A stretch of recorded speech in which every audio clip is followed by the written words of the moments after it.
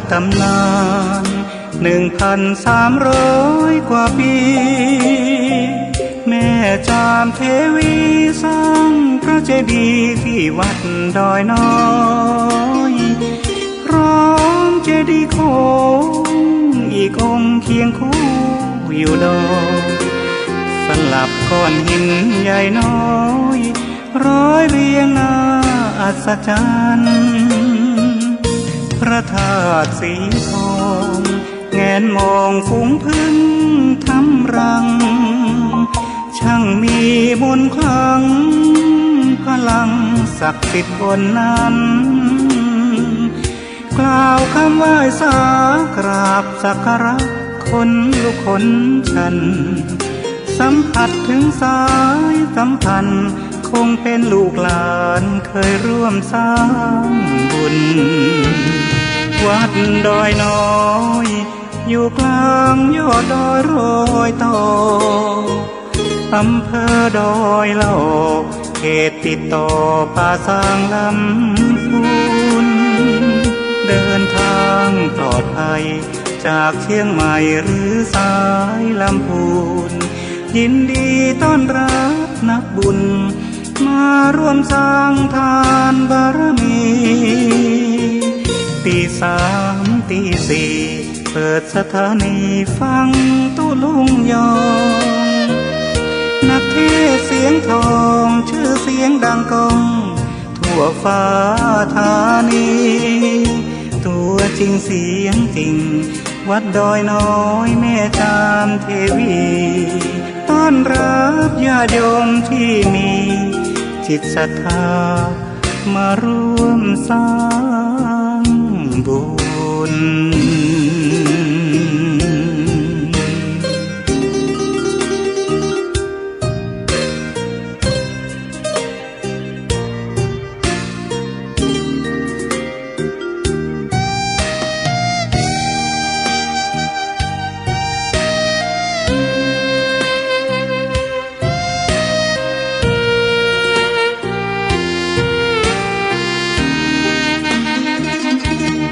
วัดดอยน้อยอยู่กลางยอดดอยโรยต่ออำเภอดอยละออกเขตติดต่อป่าซางลำพูนเดินทางปลอดภัยจากเชียงใหม่หรือสายลำพูนยินดีต้อนรับนักบุญมาร่วมสร้างทานบารมีตี 3 ตี 4เปิดสถานีฟังตุลุงยองนักเทศเสียงทองชื่อเสียงดังก้องทั่วฟ้าธานีตัวจริงเสียงจริงวัดดอยน้อยแม่จามเทวีต้อนรับญาติโยมที่มีจิตศรัทธามาร่วมสร้างบุญ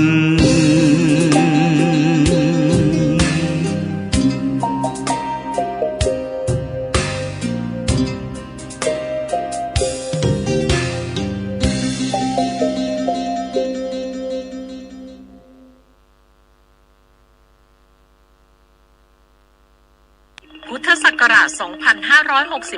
2569 ร่วมบุญยิ่งขึ้นต้นปีใหม่พุทธศักราช 2569 ร่วมบุญยิ่งใหญ่ไว้ในพระพุทธศาสนา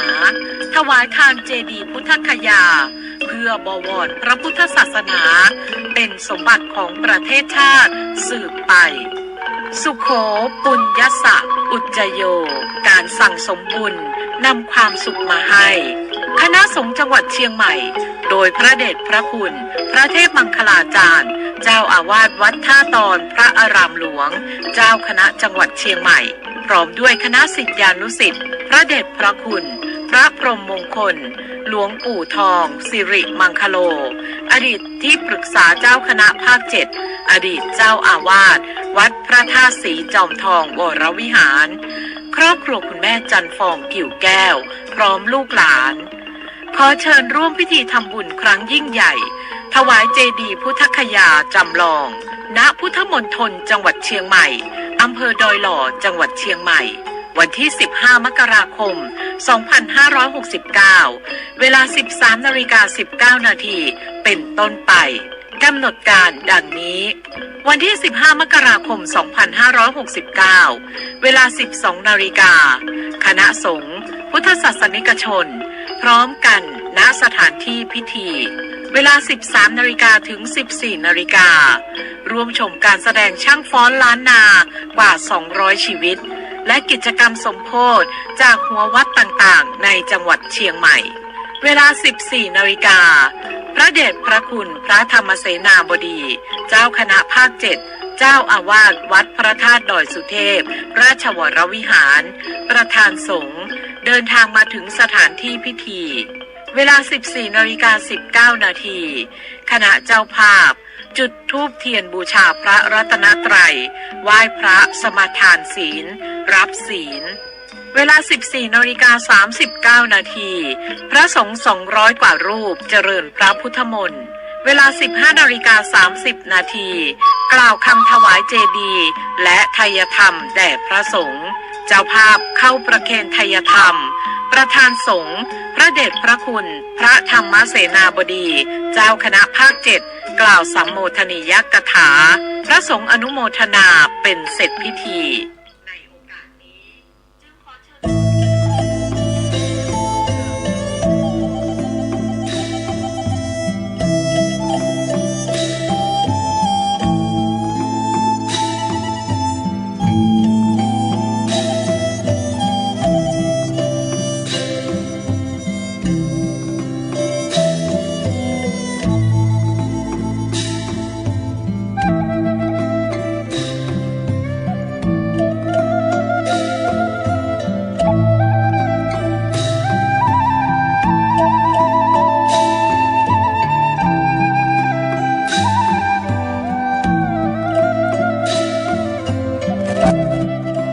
อันความกรุณาปราณีจะมีใครบังคับก็หาไม่หลั่งมาเองเหมือนฝนอันชื่นใจจากฟากฟ้าสุลาลัยสู่แดนดิน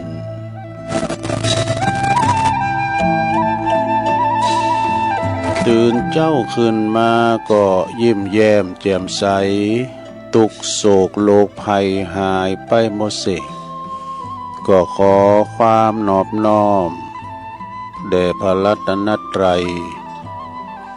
อันมีพระพุทธพระธรรมพระสงฆ์เป็นสรณะที่พึ่ง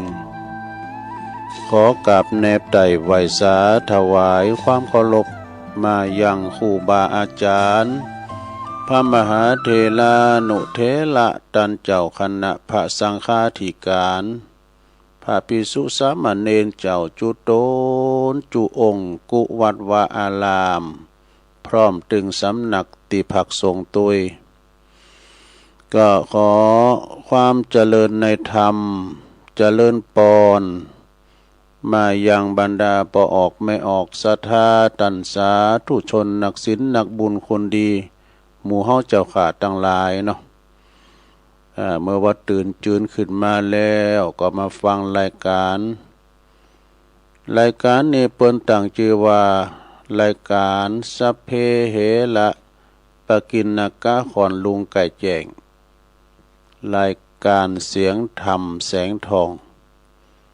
รายการเสียงธรรมแสงทองนี่ก็รับผิดชอบดำเนินรายการโดยต้นตัวแห่งอาตมาภาพเนอะเก่ากับผมตุลุงนันชัยวัฒนาคเสโน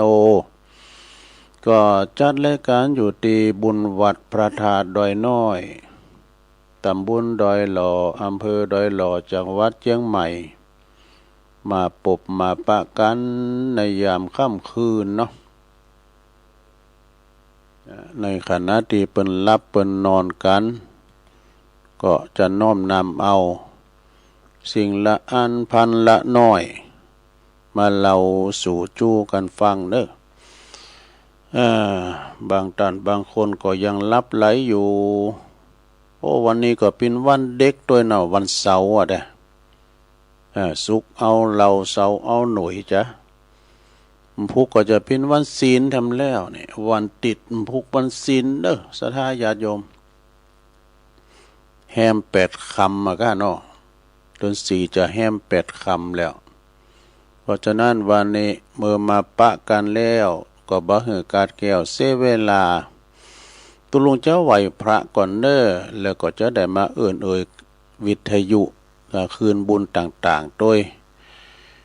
พร้อมแล้วก็กราบ1กราบ2กราบ3อิมินาสกาเลนะพุทธังอภิปู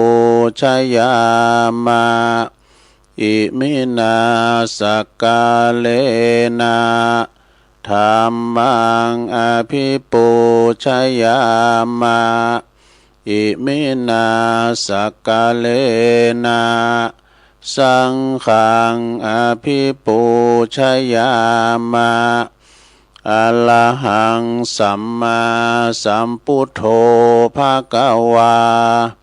พุทธังภะคะวันตังอภิวาเทมิสวากขาโตภะคะวะตาธัมโมธัมมังนะมัสสามิ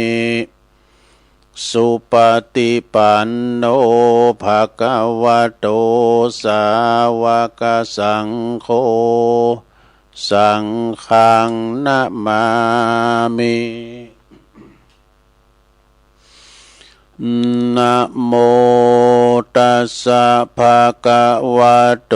อะระหะโตสัมมาสัมพุทธัสสะนะโมตัสสะภะคะวะโตอะระหะโตสัมมาสัมพุทธัสสะนะโมตัสสะภะคะวะโตอะระหะโตสัมมาสัมพุทธัสสะอิติปิโสภะคะวะอะระหังสัมมาสัมพุทโธวิจจาจารณะสัมปันโนสุขโตโลกวิทูอนุตตโลปุริสตัมมัสสาลาธิสัทธาเทวะมนุสสานังพุทโธภะคะวะติสวากขาโตภะคะวะตาธัมโมสันติทิโกอากาลิโกเอหิปัสสิโกโอปันนะยิโกปัจจตังเวติตาโปวินโยเหติสุปฏิปันโนภะคะวะโตสาวกสังโฆอุจจุปฏิปันโนภะคะวะโตสาวกสังโฆยายะปฏิปันโนภะคะวะโตสาวกสังโฆสามิจิปฏิปันโนภะคะวะโตสาวกสังโฆยะติตังจัตตาลิปุริสยุคาเนอัฏฐปุริสปุคคลาเอสะภะคะวะโตสาวกสังโฆอะหุนายโยปะหุนายโยตักขินายโยอัญจลิกาลนิโยอนุตตลังปุญญเขตังโลกัสสติจะยันโตโพธิยามุเลสกายานังนันทิวัตันโนเอวังตวังวิจัยโยโหเหจยสุจัยมังคะเลอปัลลาจิตตปันลังเกสิเสปัตตวิปุคะเลอภิเสเกสัพพพุทธานังอากัปปโตปโมทติ สุนักกาตังสุมังคลังสุปาภาตังสุโหติตังสุขันโนสุโมโหโตจะสุยิถังพลัมมาจาลิสุปัทคินังกายกัมมังวาจากัมมังปัทคินังปัทคินังมโนกัมมังปณิทิเตปัทคินา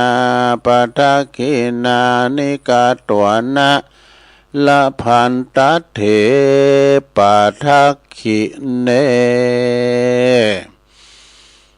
สัพพิติโยวิวาจันตุสัพพโลโกวินาศตุมาเตภวัตวันตลายโยสุขีติกายุโกภวะอภิวาทนาสิลิสานิจังวุตตาปัจจายโนจัตตาโลธรรมวาทันติอายุวันโน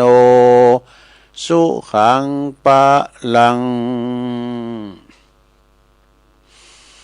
เอาแล้วเนาะศรัทธาญาติโยมทั้งหลายตุลุงก็ปิ้นเก้าปิ้นโหนำสวดมนต์ไปปิ้นตีเรียบร้อยก็ขอคุณพระติตาไหลรัตนะผ่านเพวพระเกี่ยวเจ้าตั้งสามประการเนาะจงดลบันดาลมาปกป้องคุ้มครองรักษาพระพุทธศาสนาวัดวาอารามโคงแก้วทั้งสามแล้วก็มาปกป้องรักษาดูแลครูบาอาจารย์พระสงฆ์องค์สามเณรเจ้าอยู่กับวัดกับว่าได้มาเป็นหนอเนื้อนาบุญเผยแผ่นำธรรมคำสอนเนาะบริหารจัดการปกสั่งห่างแป้งเพียววัดเพียวว่า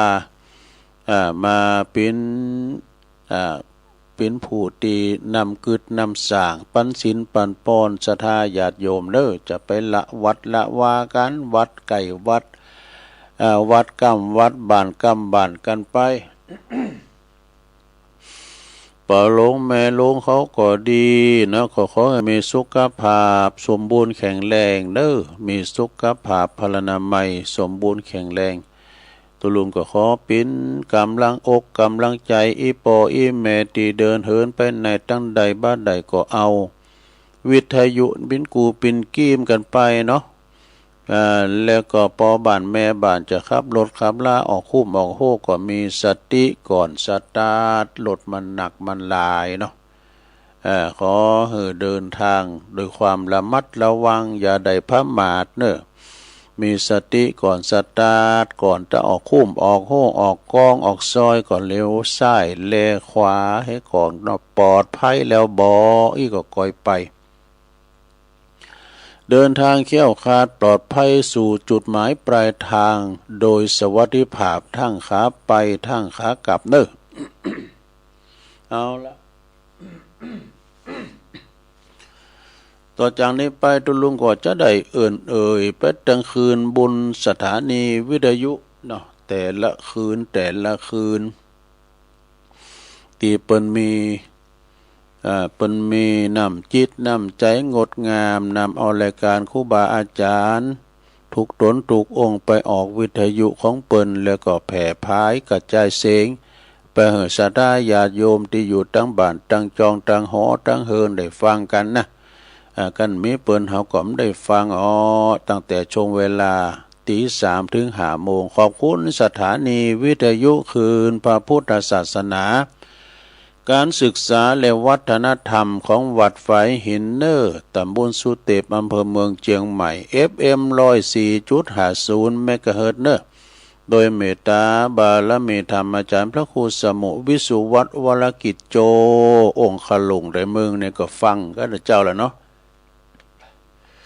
ก็ขอขอบคุณวิทยุนะสถานีวิทยุคณะสงฆ์อำเภอฝาง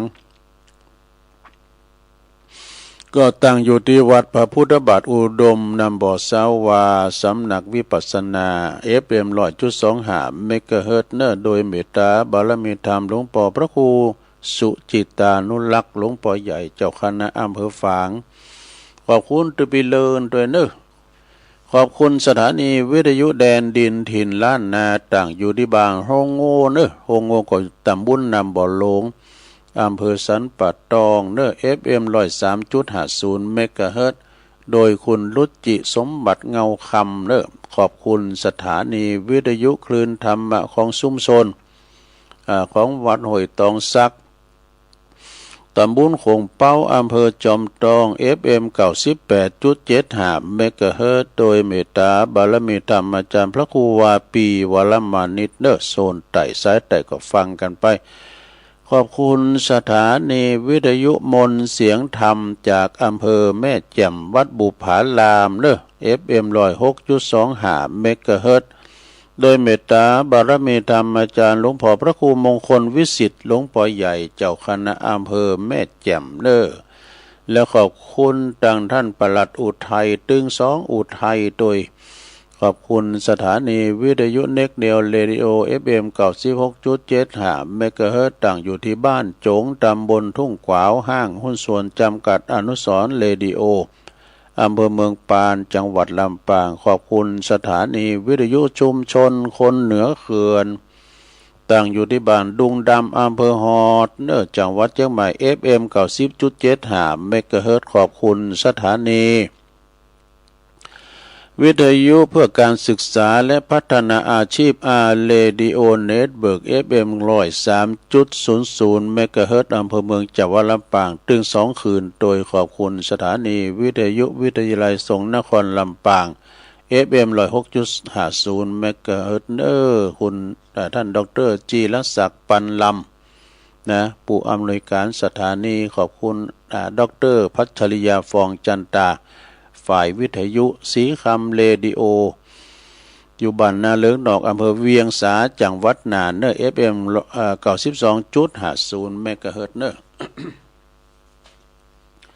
อันนี้ก็เป็นรายนามเจ้าของสถานีแต่ละคืนบุญต่างๆเด้อที่เปิ้นลิงก์สัญญาณไปการเฮามีเปิ้นเฮาก็บ่ได้ฟังนะเสียงพดผิวเนอะตึกห้องสี่เหลี่ยมตุลุงเนี่ยเด้อ อันนี้เปิ้นหับลิงก์สัญญาณไปเฮาก็ได้ฟังกันไปเนาะศรัทธาญาติโยมทั้งหลายฟังกันไปเถอะนะครูบาอาจารย์บางตนเปิ้นก็ติดศาสนกิจตั้งเจ้าหน้าที่เปิ้นก็เอาเทปตุเจ้าไทยครูบาอาจารย์ใส่ไปนะเทปของครูบาอาจารย์ตุเจ้าไทยนี่ก็ฟังดีๆก็มีสาระประโยชน์หนักหนาป้าป่านตุลุงก็ฟังอย่างอาจารย์มหาบุญช่วยกาตีเปิ้นเอามาออกรายการเทปเก่าที่น่าฟังหมดแหละโดยเฉพาะก็เทปเก่าที่ตอนเก่า6ก้านี่อาจารย์พระครูสุมเมธธรรมเสวีกาเนี่ยที่เปิ้นเราบนอู่กันนะสนทนาธรรมกันสาระก็โทรไปถามปัญหาอีกกันเนาะปัญหานั้นปัญหานี่เพิ่นก็ตอบปัญหานะโอ้ย้อนยุคฟังแล้วมนเด้อศรัทธาเด้อเฮาฟังไปก็จากนั้นก็ช่วงนี้ก็ลอยต่อเนาะอย่างตุลุงวาน่ะธันวามกราเนี่ยครูบาอาจารย์ก็ติดศาสนกิจก็เนาะแต่ก็งานเข้ากรรมงานปฏิบัติธรรมงานกินแขกแต่งงานก็น่ะไปเจริญพระพุทธมนต์เนี่ยเปิดร้านเปิดโรงที่หั่นงานปล่อยโลงปล่อยลามปล่อยล่อมันถึงมีเด้อศรัทธายิงเปิ้นมีตำแหน่งหน้าที่เจ้าอาวาสตัวนี้นะมันต้องว่าเจ้าคณะตำบลเจ้าคณะอำเภอเจ้าอาวาสนี่มีหน้าที่ก็เดี๋ยวก็ไปประชุมที่หั่นที่นี่ก็น่ะเดี๋ยวก็ไปรับนโยบายจากหน่วยเหนือ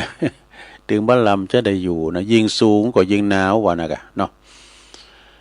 มาปะกันวันนี้ก็ตรงกับวันนี้เป็นวันเสาร์เนอะศุกร์เอาเราเสาร์เอาหน่วยเสาร์ที่10โอ้วันนี้เป็นวันเด็กด้วยเนาะของปีมกราคม2569นะเอาเป็นวันเด็กเนอะวันนี้นะเป็นวันห่างวันดามฮุกวันศีลดำแล้ววันเด็กในมีหยังพองเปิ้นว่าคำขวัญวันเด็กนี่เปิ้นว่าฮือก็คำขวัญบักเก่านี่เพิ่นว่า เปิ้นว่าไม่โยกเก้าอี้ไม่หนีโรงเรียนไม่เขียนข้างฝาไม่ด่าครูสอนไม่นอนตื่นสายไม่นายการเรียนไม่เกี่ยงการงานไม่ผานเงินตราไม่ซ่าหาเรื่องไม่เครืองโกรธกันไม่พลันทำผิดไม่ติดสิ่งเสพติดรู้จักใช้ปัญญาหมดปัญหาแน่นอนพ่อแม่ชื่นใจครูบาอาจารย์ก็ชื่นใจนี่นะ วันเด็กวันนี้เนอก็เดี๋ยวก็มาอวยพรวันเด็กกันเด็กวันนี้ก็คือผู้ใหญ่ในวันหน้าเนาะวันนี้เป็นวันเด็กแค่หน่อยเขาหมดเนี่ยนะอาจจะได้มาเป็นผู้นำของหมู่บ้านจะได้เป็นปอโลงก้าเนาะจะได้เป็นผู้ใหญ่บ้านผู้ช่วยจะได้เป็นอบต.หรือว่าจะได้เป็นนักการเมืองเป็นนายกหัวมันเนาะ แล้วแต่บุญกรรมวาสนาของไผมันเนาะเอาแล้วเนาะวันนี้มาปักกันก็เหมือนเดิมห่างหายกันไปหมื่นเนาะกิจกรรมยกวัดมาบ้านต่อไปเราจะได้ทำกิจกรรมกันเนยกวัดมาบ้านนะสถาสมมุติว่าเราไปวัดนี่นะเนาะผู้จารย์บอกว่าจะนำว่าอันนั้นว่าอันนี้นะบัดเดี๋ยวนี้ไม่ได้ไปวัดนี้ตัวโกกะนาโมก็จัวเนี่ยเนอะผมได้ไปก็จัวเนี่ยนะ โยงขันแก้วตั้งสามพร้อมกันไปในโรงเนอนะมาเมปุตังกุณาสากาลันตังนามาเมธัมมังมุนเนลาจเตสิตังนามาเมสังฆังมุนเนลาจสาวกังนามาอัจจยนโนปันเตอาจักมายาถาปะเลยาถามุลาเหยาถาอากุสเลเยมายังบุตตาธัมมาสังฆาสังฆาเตสุปัญจรัตเนสุอาติเตวาปัจจุปันเนวาอวิวายติวาลาโหวากายเยนะวาวาจาดายาวามัสสสวาปามาตังวาอากาลวังวาอากาสิมหาติสวายาตาธัมมังปฏิกัลโลมาเตสังโนพันเตพุทธาติรัตนัตยังอนุกัมปังอุปาตยะอัจจยังอัจจยโตปฏิกันหันตุคัมมันตุสัพพังโตสังอายติงสังวาลิสามานาปุเนวังกาลิสามะสันจิจโตสังอสันจิจโตสังสัพพังโตสังขมันตุโนเอาแล้ว เลี้ยวไปอย่างนึงแล้วลุงเอ้ยต่อไปก็สุมาเข้าพิกาหารพร้อมกันนะมาเมตุปาบุภาลาจาตาเนโอตานาพิกาหาลาตาเนสหปาลิวาลาตาเนวัลลตาคินายเยกายะตัวเลวาจิตัวเลมโนตัวเลสันจิจาปมาเตนาวาอสันจิจาปมาเตนาวากายกรรมเมนาวาวาจิกรรมเมนาวามโนกรรมเมนาวาอาติตาโตสังปัจจุปันนโตสังสัพพังโตสังฆามันตุโนตุติยัมปิตติยัมปินัมมาเมตุปาบุภาลาจาตาเนโอตานาปิกาหาลาตาเนสหปาลิวาลาตาเนวัลลตาคินายเยกายะตัวเลวาจิตัวเลมโนตัวเลสันจิจาปมาเตนาวาอสันจิจาปมาเตนาวากายกรรมเมนาวาวาจิกรรมเมนาวามโนกรรมเมนาวาอาติตาโตสังปัจจุปันนโตสังสัพพังโตสังฆามันตุโนเอาแล้วจบไปทำอย่างนึงแล้วลงเอ้ยต่อไปทำอย่างหนึ่งสุดท้ายจะใส่ข้าวบาทกันเนาะว่าพร้อมกันไปเลยกำสุมา กำโยงเข่าพระเจ้านื้ออิมังโอตานาปินดาตานังติลัตตานานังสักกะจังเตมาปุเจมาตุติยามปิอิมังโอตานังปิโอตานาปินดาตานังติลัตตานานังสักกะจังเตมาปุเจมาตาติยามปิอิมังโอตานาปินดาตานังติลัตตานานังสักกะจังเตมาปุเจมาติกาลตังหิตายาสุขายายาวานิปานายาสังวตานตุโนเอาแล้วต่อไปก็โยงเข้าบาทเนื้อสถาหันเปิ้นเปิ้นโยงเข้าบาทเปิ้นไขกะติกไขอันเฝ้ากล่องไอออกจุงเน้อลงเน้อว่าพร้อมกันไปเลยสาธุโอกาสาโอตานาปินดิปาตังตานังนิปานาปัจจายโยโหนตุโนนิจังโอตานาปินดิปาตังตานังนิปานาปัจจายโยโหนตุโนนิจังโอตานาปินดิปาตังตานังนิปานาปัจจายโยโหนตุโนนิจังเอาแล้วศรัทธาญาติโยมทั้งหลายตอนนี้ไปเขาจะไปตั้งแถวเน้อเขาจะได้ไปใส่ข้าวบาตรเน้อลงเน้อเอาไปตั้งแถวที่โฮงหลวงปุเลยเน้อโฮงครูบาปุนะเอาไปตั้งแถวปอจายอยู่แถวนาพระเทพบุตรเนาะอยู่แถวนาเทวดาไม่ยิงอยู่แถวหลังแล้วก็ถอดแคบถอดเกือบกันเน้อถอดแคบถอดเกือบกันเฮแล้วก็อันเจาะหยองย่อยองเข่าแล้วก็เจาะใส่เก่าใส่โหข้าวของข้าพระเจ้าขาวดังดอกบัวยกขึ้นเหนือหัวถวายแด่พระสงฆ์จิตใจจำนงตรงต่อพระนิพพานขอให้ถึงเมืองแก้วขอให้แคล้วบ่วงมารขอให้ทันศาสนาของพระศรีอานในอนาคตการโน้นเทินก้อยใส่เด้อก้อยเยาะก้อยอย่างแป้มือเลนใส่บาทเด้อโอ้แต่กับขยโยมไม่แน่มดขยโยมเกี่ยวม้ามจูเขาปีคำเขามาสหากะละมังทางเป้มากะมาถ่ายเขารุ่นบาทเด้อวันนี้ปีหลายน้องหนักโอ้มากันหลายท่านปสจท่านนายกเขาว่าปกำนั่นผู้ช่วยสารวัตรแพทย์ปหลวงเขามาหมดพอก็มาเนาะหมุนลักจะเฮาเนียมว่าเฮาถึงโตถึงติดดินถึงมาถึงวันมากุศิลไอ้น่ะเนาะ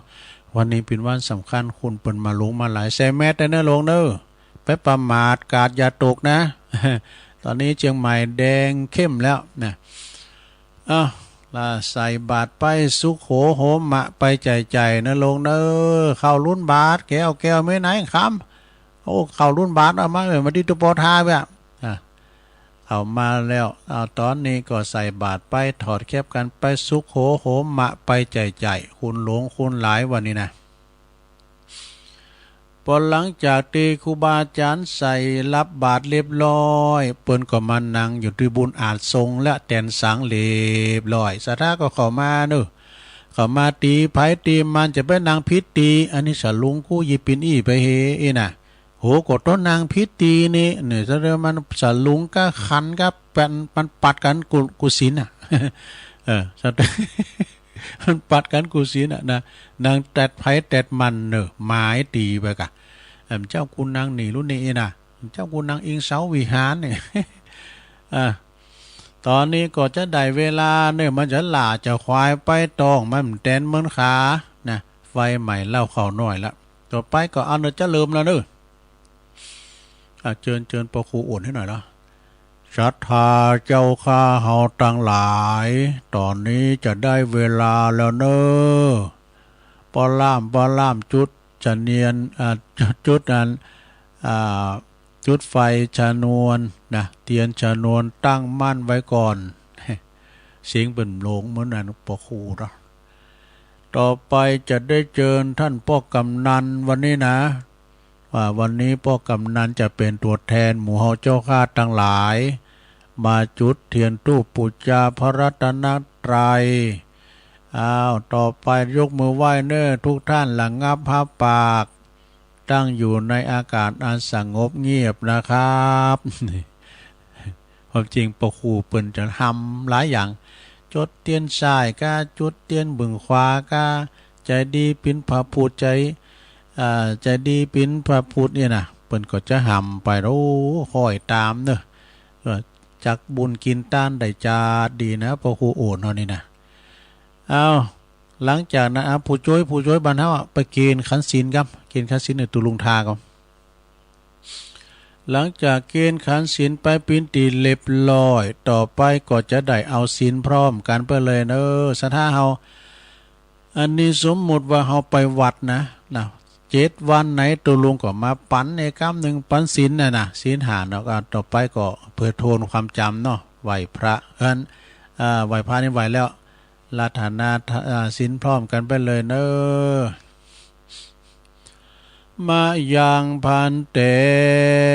ติสาลเนนะสหปัญจศีลานิยาจามะ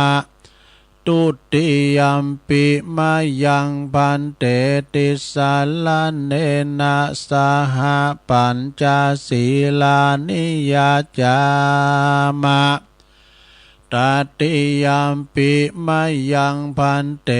ติสาลเนนะสหปัญจศีลานิยาจามะ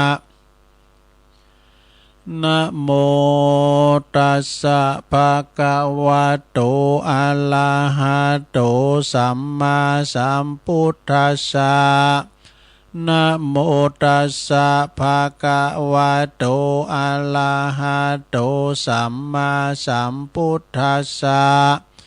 นะโมตัสสะภะคะวะโตอะระหะโตสัมมาสัมพุทธัสสะพุทธังสรณังคัจฉามิธัมมังสรณังคัจฉามิสังฆังสรณังคัจฉามิตุติยัมปิพุทธังสรณังคัจฉามิตุติยัมปิธัมมังสรณังคัจฉามิ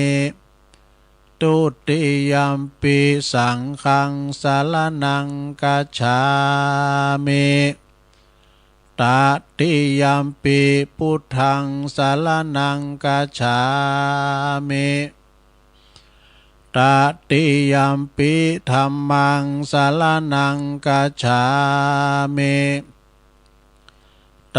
ติยัมปิสังฆังสรณังคัจฉามิติสรณคัมมานังนิทิตังปานาติปาตาเวละมณีสิกขาปตังสมาธิยามิอตินนาตานาเวละมณีสิกขาปตังสมาธิยามิกามเมสุมิจฉาจาลาเวละมณีสิกขาปตังสมาธิยามิมุสาวาทาเวละมณีสิกขาปตังสมาธิยามิสุราเมรยะมัชฌัปมาตฐานาเวละมณีสิกขาปตังสมาธิยามิอิมานิปัญจสิกขาปทานิสีเลนะสุขติงยันติสีเลนะโภคสัมปตาสีเลนะนิพุติงยันติตัสมาสีลังวิโสทะเย สาธุสาธุสาธุเอาแล้วลงเอ้ยปันศีลหาไปแล้วในลงเด้อเก็บไว้ดีๆไปเสียมันหายเด้อมันหายขอสองขอมเป็นยังศีลหนาตุลุงก็มาปันแถมเนาะเก็บไว้ดีๆคุณเอาแต่ถือศีลหานะศีลหาเป็นอาภรณ์อันหอมเนื้อสราเด้อคุณเอากันมีศีลหาเหมือนกันหมดนะบ้านเมืองเขาจะอยู่สงบสุขเด้อมีไผขาฟันบันแตงกันอยู่กันอย่างมีความสุขอย่างฮักกันฮักกันแป้งกันนะเมื่อว่าหับศีลไปแล้วศรัทธาญาติโยมทั้งหลายต่อนนี้ไปก็จะปิ้นการที่ว่านี่กันนะสวดพญานกยุงทองกันเนาะสวดพญานกยุงทองในสมควรที่ว่าสวดกุดข้างอย่างวัดประทานโดยหน่อยหลวงพ่อเปิ้นกลมหลาเนาะสวดทุกข้างเพราะว่าสวดมนต์สวดธรรมจักรในกูเตือปิ้นพญานกยุงทองก่อนออกลาหาหยือไปหากินตั้งบันตั้งถืนตั้งถ้ำตั้งป่าตั้งเขาไอ้น่ะพญานกยุงทองปกติจะสวดอุตเตอาเปนโมหปริตบทเนี่ยเนื้อศรัทธาเขี้ยวขาดปลอดภัยนายพานดักแห้วไว้ไหนก็แห้วมันถึงได้ชักเตือเขี้ยวขาดปลอดภัยนะลงเขาว่าเด่นพิจารณาตุลุงจะว่าจ้าก็มันก็ขึ้นว่าจับลุงเข้ามาจำเป็นต้องว่าวุยให้หน่อยนะอุเตตยัญจคุมาเอกาลาจาหาลิสวันโนปตาวิปาปาโสตังนามาสามิหาลิสวันนังปตาวิปาปาสังตายาสากุตาวิหาเลมุติวสังเยปลัมมานาเวตากุสัพพธรรมเมเตเมนะโมเตจามังปะลายันตุนามาตุพุทธานังนามาตุโพธิญาณโมวิมุตตานังนาโมวิมุตติยาอิมังโสปาลิตังกัตตวโมโลจาลติเอสนา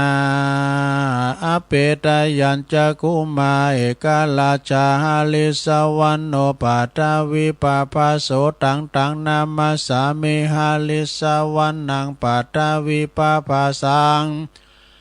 ตายาสากุตาวิหาเลมูลติงเยปลัมมานาเวตากุสัพพะตัมเมเตเมนะโมเตจามังปะลายันตุนามาตุพุทธานังนามาตุโพธิญาณโมวิมุตตานังนาโมวิมุตติยาอิมังโสปาลิตังกัตตวโมโลวัสสมะกะปะยิติโมลปาลิตังเอาแล้วศรัทธาญาติโยมทั้งหลายตุลุงก็ปิ้นเก้าปิ้นโหสวดอันนี้เป็นเรียกว่าสวดโมหปาลิตพญานกยุงทองล่าเหยื่อเคี้ยวคลาดปลอดภัยก็พอออกศรัทธาก็เหมือนกันเนอะไปแพะไปป่าไปตุงไปนานะหรือว่าจะไปตังในบัตรในเมืองขับรถขี่ล่าไปก็ดีขอแคล้วคลาดปลอดภัยทุกตารางกิโลเมตรของการเดินทางนะภารกิจของท่านในวันนี้และวันต่อๆไปก็ขอให้ภารกิจนั้นนะสำเร็จทุกประการ ไปเนื้อไปไต่ไปไก่ไปไก่ก็ดีขอให้แคล้วคลาดปลอดภัยเนื้อพญานกยุงทองอันนี้เป็นคาถาของเพิ่นเนาะอ้าวจบไปทำอย่างนี้ต่อไปอย่างทำตุอันนี้ก็จะย่อคุณอันนี้จะไหวคุณโลมเหมือนกันนะลงเด้อแล้วไหวคุณโลมแล้วจะก็แผ่เมตตาสัพเพสัตตาแฮมเอกอะสาธุสาธุสาธุข้าขอยกมือ10 นิ้วขึ้นตั้งวางกิ้วไก่เกาเกศาผู้ขาจักกามันนำมาสาการไหวคุณพระปิตา21คุณพระมันดา12คุณพระแม่โพธิ์ศพ39คุณพระพุทธเจ้า56คุณพระธรรมเจ้า38คุณพระสังฆเจ้า14คุณอาจารย์10คุณกรรมฐาน8คุณไฟมี6คุณลมมี7คุณนาแม่นางธรณี21คุณพระน้ำคงคา12โอคุณอัคคาละ33คุณศีล5มี11คุณศีล8มี12กุลศีล20กุล ศีล8มี12กุล10มีกุล10มี21กุลจตุตปาริสุทธศีล27กุลอรหันตาคือมรรค4ผล4นิพพาน1รวมเป็น9กุลอาสาสะปัสสะสานิวาสวาสากุลพระอรกุลวิหาร84,000หลังกุลพระมหาเจติยาเจ้า84,000ดวง ผู้ข้าขออาราธนายังกุลเจ้าทั้งหลายเหล่านี้จงได้มาเป็นสร้อยประดับสำหรับกายอันประเสริฐเมื่อข้าพระเจ้าจักดับจิตเสียงชีวิตในสังขารปีใดเดือนใดวันใดยามใดคืนใดดังอันก็ดีผู้ข้าขออาราธนายังพระคุณเจ้าทั้งหลายจงมาเปิดประตูพระนิพพานคือเวียงแก้วแก่ผู้ข้าทั้งหลายแด่เตือนนิพพานาปัจจโยโหนตุโนนิจังนิพพานังปาละมังสุขังอันนี้เป็นไหวคุณโลมในลงเนอะแบบย่อไว้ก่อนพวกก็เอาติ้มตีพวกติ้มตีอย่างตุก็พระครูวรธรรมมันนาเนี่ยเป็นมีสัปปะเด็กเป็นไหวคุณโลมอันนั้นชุดใหญ่เนอะอันนั้นชุดใหญ่ต่อไปก็จะได้แผ่เมตตาในลงเนอะก่อนที่เขาจะแผ่เมตตาครับอันสัมปชัตอื่นนั้นเขาก็แผ่เมตตากับโต๊ะเก่าห้อยก่อนเนาะแผ่ตัวเองไว้ก่อนจะแผ่คนอื่นนี่นะว่าพร้อมกันไปเลยอาหังสุขิโตโหมิขอให้ข้าพระเจ้ามีความสุขนิทุกโขโหมิปราศจากความทุกข์อเวโรโหมิปราศจากเวรอภยาปัชโชโหมิปราศจากอุปสรรคอันตรายทั้งปวงอานิโคโหมิปราศจากความทุกข์กายทุกข์ใจสุขีอัตตานังปาลิหาราเมมีความสุขกายสุขใจรักษาตนให้พ้นจากทุกภัยทั้งสิ้นเถิดนี่อยู่ดีมีสุขในโลกเนอแผ่เมตตาตัวเก่าแล้วนะเนาะต่อไปเขาก็แผ่สัมภสัตทั้งหลายเนาะเจ้ากรรมในเวรสัพเพสัตตาทั้งหลายว่าพร้อมกันไปเลยสัพเพสัตตาสัตว์ทั้งหลายที่เป็นเพื่อนทุกข์เกิดแก่เจ็บตายด้วยกันทั้งหมดทั้งสิ้นอเวราโหนตุจงเป็นสุขเถิดอย่าได้มีเวรต่อกันและกันเลยอภยาปัชชาโหนตุจงเป็นสุขเถิดอย่าได้เบียดเบียนซึ่งกันและกันเลยอนิคาโหนตุจงเป็นสุขเถิดอย่าได้มีความทุกข์กายทุกข์ใจเลยสุขีอัตตานังปาลิหารันตุจงมีความสุขกายสุขใจรักษาตนให้พ้นจากทุกภัยทั้งหมดทั้งสิ้นเถิดเอาแล้วจบไปแถมอย่างนี้แล้วลงเอ้ยอันนั้นแบบไทยเอาแบบไทยดำกำหนึ่งเนาะบทแผ่เมตตาเป็นคำกลอนเนาะข้าพระเจ้าขอตั้งจิตอุทิศผลบุญกุศลนี้ไปให้ไพศาลถึงบิดามารดาครูอาจารย์ทั้งลูกหลานญาติมิตรสนิทกันคนเคยรักเคยชังแต่ครั้งไหนขอให้ได้ในกุศลผลของฉันทั้งเจ้ากรรมนายเวรเทพเทวันขอให้ท่านได้กุศลผลนี้เถิดสัพพสัตว์ทุกท่วนหน้าเทพารักษ์จงประจักษ์ในกุศลผลนี้นะขอให้ท่านประสบสุขทุกเวลาสมดังข้าอุทิศให้ด้วยใจเถิดสาธุอันนี้แผ่เมตตาแบบไทยนะสถานเด้อต่อไปเอาแบบเมืองอีกคำหนึ่งแบบเมืองอย่างตุเขาจะอีตั้งอย่างกินจีเนอร์ตามแบบฉบับ อันนี้เปิ้นบอกว่าตัวลุงมานิดเนาะหลวงพ่อมานิดว่าเอาแบบเมืองไอ้กามตะลุงเนี่ยเอาก็แต่เดี๋ยวชัยวัดจัดให้เอาเลย1 2 3อิตังตานากัมมังนิปานาปัจจายโยโหนตุโนนิจังอิตังศีลกัมมังนิปานาปัจจายโยโหนตุโนนิจังอิตังภาวันนากัมมังนิปานาปัจจายโยโหนตุโนนิจังยังกินจิกุสลังกาตาปังกัมมังสะเปเหกาเตเหกาตังปุญญังโนอนุโมทันตุ สุนันตุปนโตเยเตวะอัสสัมมิงฐานเนอาติกาตาติกายุกาสัตตาหนตุสัพพสัตตาสุขีอัตตานังปาลิหาลันตุ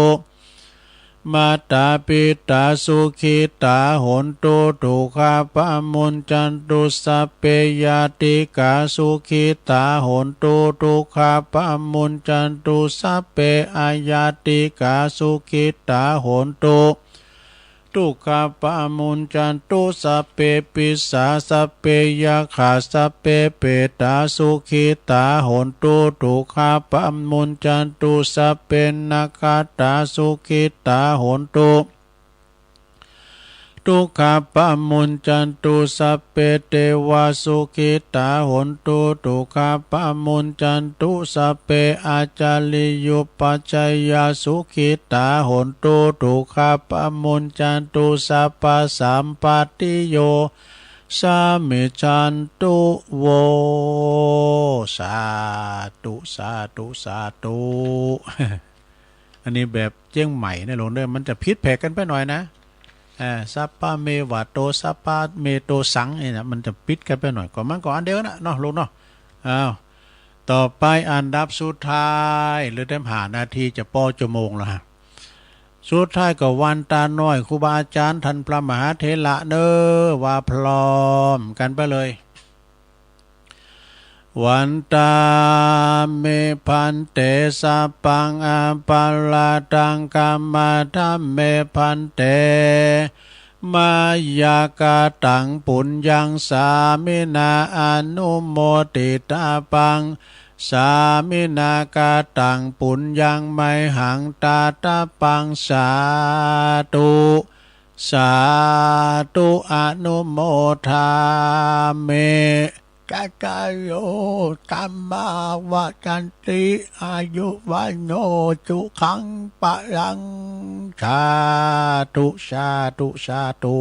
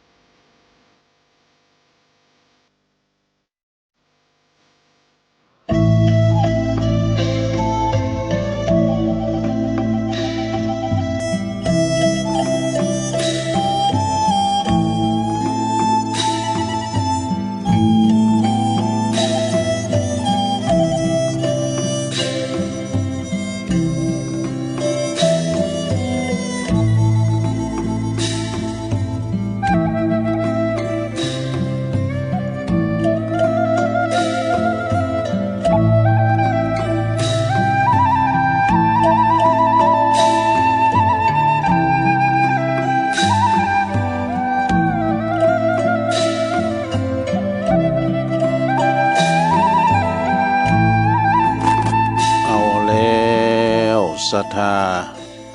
สาธุชนญาติโยมทั้งหลายตุลุงก็พักเบรกเนาะพักเบรกพักครึ่งนั่งมึนลำไปก็เจ็บหลังเจ็บแอวโยกย้ายค่ายตีเตียวไปเตียวมายืดสิ้นยืดสายแล้วก็มาจิบน้ำลุงคออู้กันต่อในชั่วโมงที่สองเนอะขณะนี้ตันทั้งหลายก็กำลังฟังรายการสัพเพเหระปกิณกะขอนลุงไก่แจ้งรายการเสียงธรรมแสงทองดำเนินรายการโดยตุ้ลุงยองมานั่งอู่นั่งจ้ากับปอออกศรัทธาแล้วก็เวลานี้ก็เป็นเวลาอยู่4:07 นาทีดู4:07 นาทีนะหลวงเนอะรับละกันไปแล้วก็ตื่นจืนกันคืนมาเนาะบืดก็ปล่อยมันแจ้งให้ก่อนนะล้างหน้าล้างตาลุกหนึ่งเข้าเป่าไฟทำหุงหาอาหารทำสำหรับกับเขานะนอนมึนลำไปคือว่าลุกมาเดี๋ยวนี้มันก่อนหนาวอ่ะอากาศมันหนาวปีนี้นี่หูซื้อว่าได้ใจผ่านโนมได้กูเตอเนี่ยมันจะหนาวมึนปีนี้นี่หนาวมึนพอเนี่ยตังบุญดอยอินทนนท์นี่ปวดมือเปิ้มีแม่คันนิ้งเหมยขาบเหมยขาบมีฮ้อนก็เย็นหนาวก็อุ่นในนอกสถาบ้านเฮาเมืองเฮาเนี่ยโอ้ยแสนสุขสบายบ้านเปิ้นเมืองเปิ้นในปุโรหิมะตกว่ะ น้ำท่วมไว้เนาะเขาก็เป็นตีตุกลำบากโหดจิตโหดใจอย่างบ้านเฮาเมืองเฮาเนี่ยโอ้เปิ้นกินเปิ้นตานที่ไหนก็ได้ไปนี่นะก็นับว่าเป็นประเทศลุประเทศไก่โฮงยาไก่วัดไก่ว่าไก่สถานศึกษาเนี่ยมันสะดวกสบายไก่กาดด้วยเนาะฉะนั้นในวันนี้ก็แจ้งว่า8ทำกรรมเนาะมื้อแรงบึดวันเสาร์นี่มื้อค่ำบึดนี่6 โมงถึง2 ทุ่มนี่จะได้ลารายการเกิดเด้อวันดำบึดนี่ติดศาสนกิจเหมือนกันนะตามปกติก็วันเสาร์เวลา18 นาฬิกาถึง2 ทุ่มนี่ก็จะได้คืนเวลากันเนอะก็เนี่ยกันเฮาอยู่ก็เข้ารายการไปกันได้อยู่ก็ลารายการเนี่ยกันนะศรัทธาญาติโยมวันเวลาของตุลุงนี่มันจะหนักเหลือเปิ้นหน่อยเนี่ยเปิ้นมอบหมายปรุงปันบริหารเวลาไปเวลาว่าเฮามีการเฮาก็ยอบย่างไปพองเนาะสถานีก็หลายคืนก็ที่เปิ้นได้เช็คคืนเช็คหยังอยู่เนาะอื่นไปตั้งปุโนตามเมืองนานบุเนี่ยโยมท่านนากรเขาบุญเนาะบ้านเสนียงเองแต่ฟังอยู่จ้ะฉะนั้นญาติโยมทั้งหลายวันนี้ก็พลัมว่าเป็นวันเสาร์แล้วก็วันเด็กโดยเด็กดีเป็นสีแก่ชาติเด็กฉลาดชาติเจริญเนอะละอ่อนบัดเดียวนี่แล้วว่าไปแล้วก็ความตั้งใจเฮ็ดนี่มันจะบำเมินก่อนอย่างตุลุงเขานี่เป็นน้อยนะมันจะมีของหลินอย่างมีเกมครับยังจะมีรวมก่อน เอามาพอพันเนนบ่เดือนโอ้ยเนนเฮานี่กันมันนั่งกันอยู่คุ้นจอกกุนแจงโอ้เป็นว่ามากดติ้งต้องมันถ้าได้หลินเกมนะแต่การเฮ็ดมันก็เฮ็ดนะไม่ใช่ว่าเปิ้นเฮ็ดก็เฮ็ดอยู่เนาะนะเวลาเฮ็ดก็เป็นเฮ็ดเวลาการก็เป็นการปฏิบัติปัดกวาดไปเองเนาะสดาญาติโยมฉะนั้นวันนี้ก็เป็นวันเด็กก็ขออวยพรให้เด็กๆทั้งหลายมีสติพยาปัญญาเน้อเห็นหนังสือเก่งๆนะใหญ่มาโตมาก็ขอให้เป็นเจ้าคุณนายคุณทำเห็นหนังสือจนจบปริญญาเปิ้นวัดเอาดีความหู้เนาะความหู้การห้อมหู้เนี่ยมันเฮาก็ไม่ได้เป็นนั่งอยู่ที่วงการเมืองกานี่วงต่างบริษัทกายดูรับสมัครคนงานตั้งแต่ปริญญาไปทุกป .4 ไปมีเส้นก็100%ก็บกดินสินต่อแหละเนาะ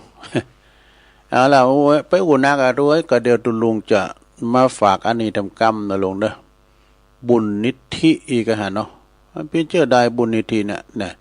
ก็เดี๋ยวก็จะเล่าให้ฟังบุญนิธิก็คือบุญนั่นแหละนะก็ลองฟังก่อนเด้อแต่จริงก็คือบุญนิธิอีดอกเปิ้นว่านะอันนี้เอาคุมบุญมาให้หน่อยหนึ่งบุญนิธินี่ก็คือคุมบุญที่เฮาได้สร้างไว้ในโลกนี้ก็จะติดตามเฮาไปเหตุนั้นพระพุทธเจ้าของเฮาเนี่ยเปิ้นจึงได้ตรัสให้แก่เทพนะเทพยดาว่าไสยังกตานิปุญญานิตังมิตตังสัมปรายิกัง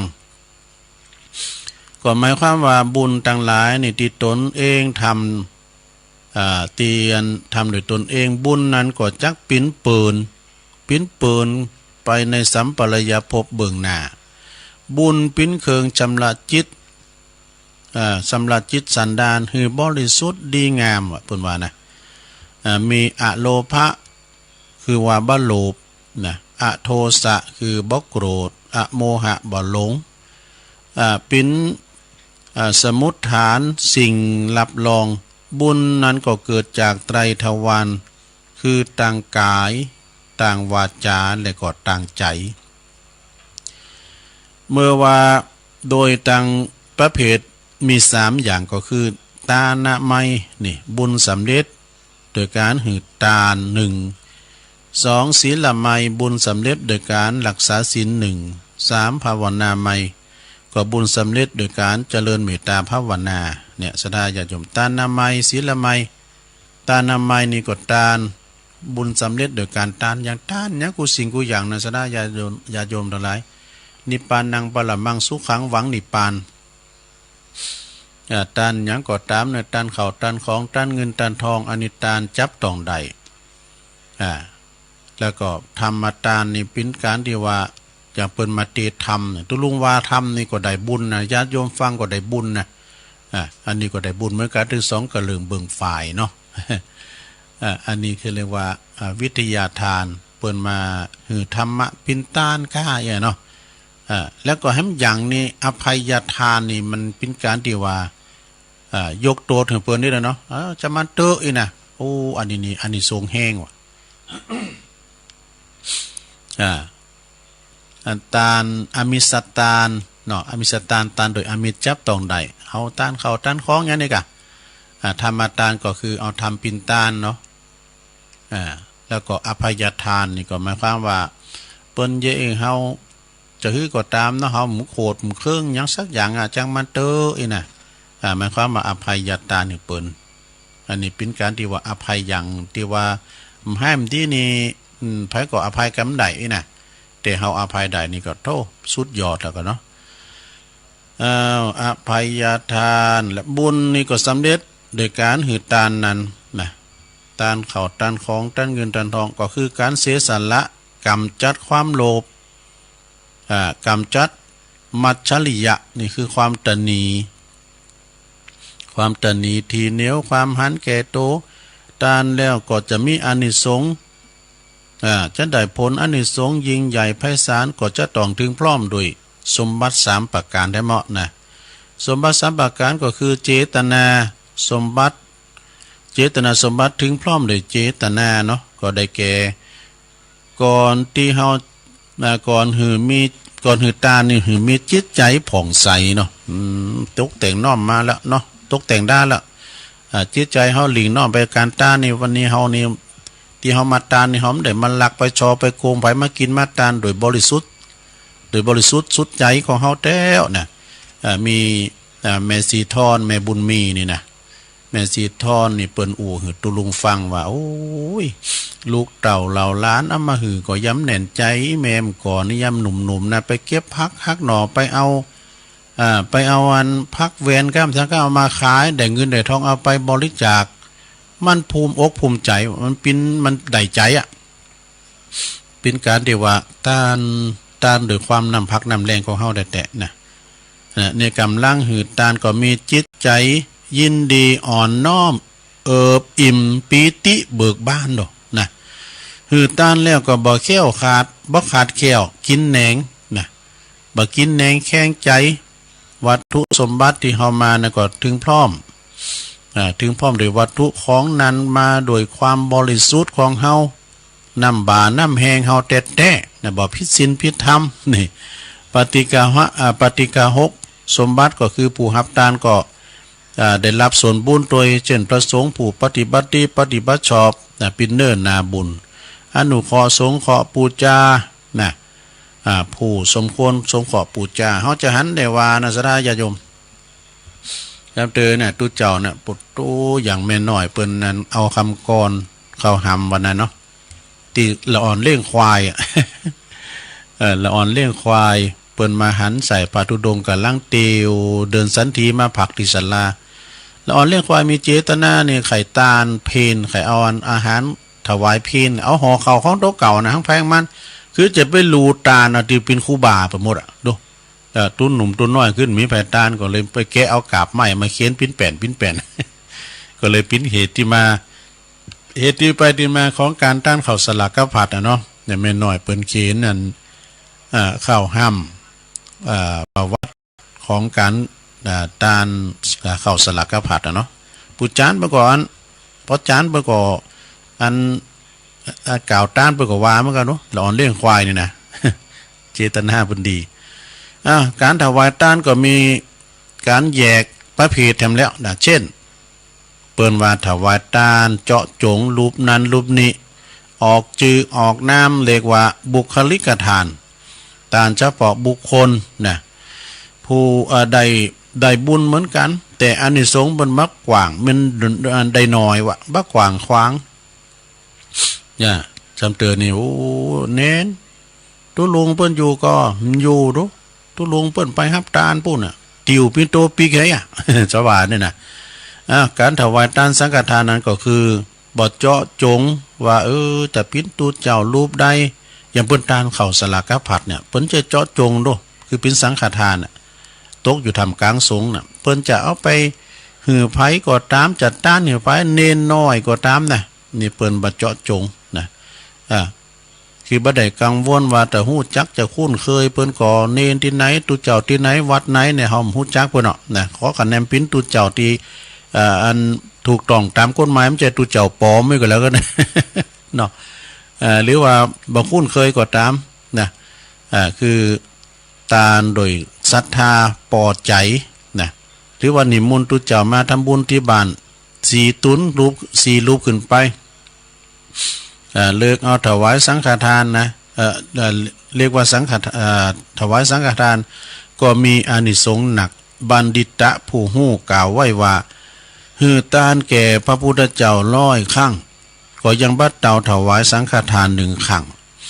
การทำบุญหือตานถวายสังฆทาน1ครั้งในชีวิตนะในชีวิตโดยความศรัทธาตั้งใจคือบริสุทธิ์นะองค์พระสัมมาสัมพุทธเจ้าทรงตรัสไว้ว่าผลบุญแห่งการสังฆทานจะช่วยบันดลบันดาลให้ผู้ถวายทุกภพทุกชาติเลยนะจะได้พบแต่ความสุขความบ่ได้ปะความตุกนะความลำบากอยากเขียนใจก็บ่มีแม่จะมาเกิดมา100ชาติก็ถึงนิพพานนี่ว่าเพิ่นว่านะอานิสงส์นะอานิสงส์สังฆทานนี่ก็ยังบ่หมดก็คือหมายความว่าบุคคลใดควรที่จะทำบุญก็หืองอกงามไพบูรณ์ในการกินการทานบ่น้อยอกมองใจบ่อันแข้งอกแข้งใจบ่กินแหนงแข้งใจอีกเนาะบุญกุศลที่เฮากระทำแล้วนอกจากนะจะได้นำความสุขตั้งกายตั้งใจมาในปัจจุบันนี้นะก็ยังสามารถอุทิศบุญกุศลไปถึงวงวานวงศาคณาญาติลงลับดับขันไปสู่ปรโลกไปหน้าตานไปหาญาติกาวงศาก็ได้นะดังพุทธภาษิตที่เปิ้นใดรับรองไว้ว่าปุญญานิปรโลกัสสมิงปฏิตาโหนติปานินังก็หมายความว่าบุญนั้นยอมจะติดตามเฮาไปปินตีปึงของสัตว์ทั้งหลายตึงโลกนี้แล้วก็โลกหน้านะก็ยอมจะนำปินบุญอย่างปินกัลยาณมิตรคอยติดตามนะผู้ ผู้กระทำบุญเหมือนเงาติดตามตนโตไปทุกหนทุกแห่งดุจหยาดมิดเฮาฉะนั้นก็บุญเนี่ยจะไปไหนบุญเด้อศรัทธาญาติโยมบุญมาถึงจ้องถึงบ้านจำเตอเปิ้นมาเปิ้นมาประกาศเนาะประกาศโอ้เปิ้นจะมีการแห่ชัดจะผ่านมาตอนนี้บางพองก็จอมไปศรัทธาเนาะมีตอนใดก็จอมไป5 บาท10 บาทก็จอมไปเนาะนะที่เรียกว่าเฮามันได้จอมบุญมาถึงหน้าบ้านแล้ว อันนี้เรื่องบุญเนี่ยศรัทธาญาติโยมทั้งหลายแต่ว่าไปก็แต่ว่า